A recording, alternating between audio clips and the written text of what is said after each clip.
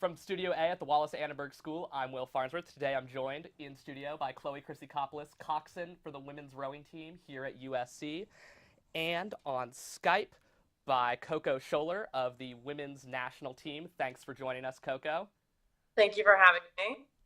Now, Chloe, your background is in Sun Valley, Idaho, rowing there. Coco at Miss Porter's School in Farmington, traditional East Coast prep school rowing.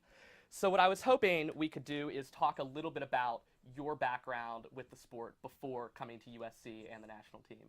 Chloe, why don't we start with you? All right. I actually didn't have any background with the sport. I walked onto the team without any experience, so it was entirely new to me. There isn't really a whole lot of rowing in Idaho just because it's mostly mountains or I guess lakes, but it's cold and would not be ideal conditions for rowing. So when I came here, my best friend, freshman year, actually walked onto the team, and she encouraged me based on my size and personality that I would be a good fit, and they were looking for coxswains. I feel like there's a higher turnover rate in rowing for coxswains just because it's a large time commitment without working out. So if you want to work out, you have to do it on your own time, which is hard when you're in a Division I program. But I absolutely loved it, and just was kind of thrown into it. Ended up going to nationals my first year. Probably was actually 100% was not ready for that. But we had only 3 coxswains on the team. So I was kind of, it was an experience. That's for sure. The girls were really helpful. And I'm in my 3rd year now, and I've improved so much and feel like it's crazy to think that I didn't know anything about rowing before coming to SC. Wow, that's surprising. What about you, Coco? Well, I started rowing at Farmington.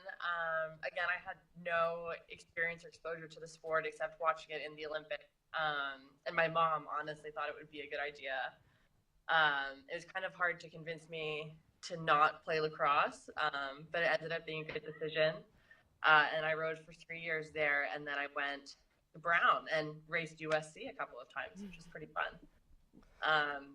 And then from there, I was on the U23 team and was invited onto the national team. Been doing that ever since graduating. Very cool. Now, for the both of you, were there girls on your team who came from, in your case, no rowing experience, and then Coco, for you, only high school? Yeah, absolutely. I mean, on the Brown team, there were a lot of girls that walked on, and then a lot of girls with only a couple years of high school experience. And on the national team, there are a lot of girls that just started in college, or like their sophomore year of college even, which is pretty incredible and pretty cool. There's one woman actually who started recreationally after college, and then has gone on to become an Olympian. Wow. And Chloe, how many walk-ons were you joined by at USC? I think that right now we currently have 4 walk-ons that are like solid staples on the team. We have 3 girls. It's kind of like a year-long tryout period, so they keep you on for the year and see how you fit, see if you improve, see how your technique does, and then they'll ask you back in the fall.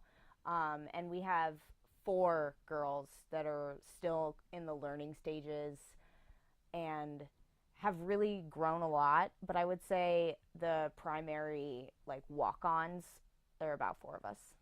And was there anyone else with no prior rowing experience before USC, or were you the only one? No, I think there were 5 or so that had no experience and just wanted to try it out and worked hard and got to where they needed to be in order to join. I think I'm the only coxswain though that is a walk-on.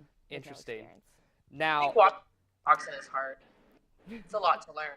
Yeah. Now, Coco, one of the things that's most competitive about rowing is the actual seat races, racing to just get into the actual boat itself. Could you talk about that process a little bit more? Yeah, so it's pretty cool. So for those who haven't experienced a seat race in rowing, basically you would do a piece, whether it be 4 or 5 minutes or a distance piece, and then you would pull the boats together and you would switch the people, and then you would see how the result changes. And that's pretty traditional when it comes to high school and college racing, like how you pick boats.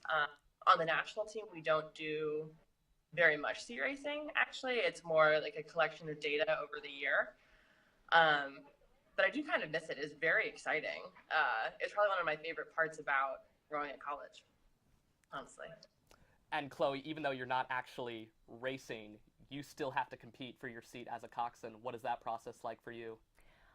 It is definitely different. When the rowers are doing sea races, we're actually not allowed to cox, so we'll only Really? give distance, rate, and their split.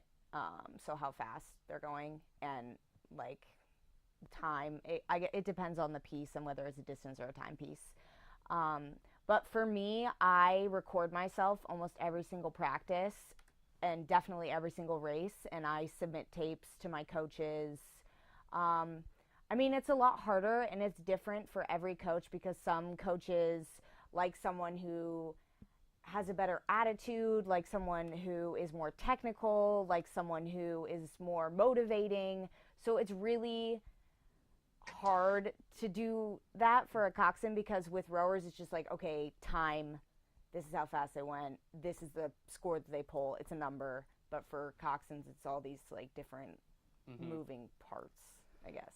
Okay, we're short on time, so I just have one last question for the both of you. Coco, we'll start with you. Now, even though you're not in a contact sport, injuries are still part of the game. What are the most difficult injuries you've had to deal with? Broken ribs are actually the most common injury on the national team just because of repetitive stress.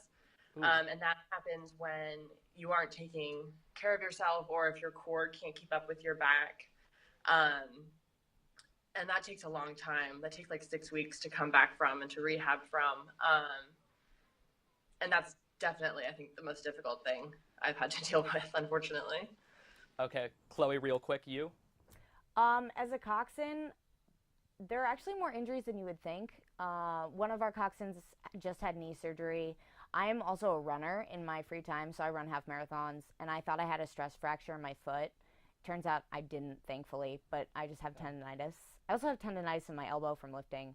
So injuries can happen for coxswains, but it's more on like if they want to or not, I guess. Don't forget about the blisters, too, for you, Coco. All right, thank you both so much for joining me. Yeah, thank you. And from Studio A at the Wallace Annenberg School, I'm Will Farnsworth.